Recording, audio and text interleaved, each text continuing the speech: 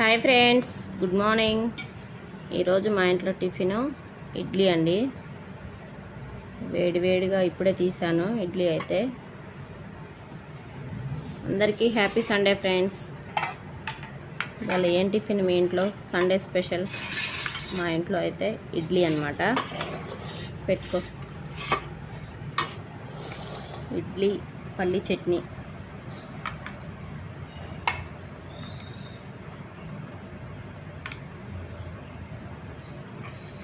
Next కారపొడి అనమాట, ఎల్లిపాయ కారం.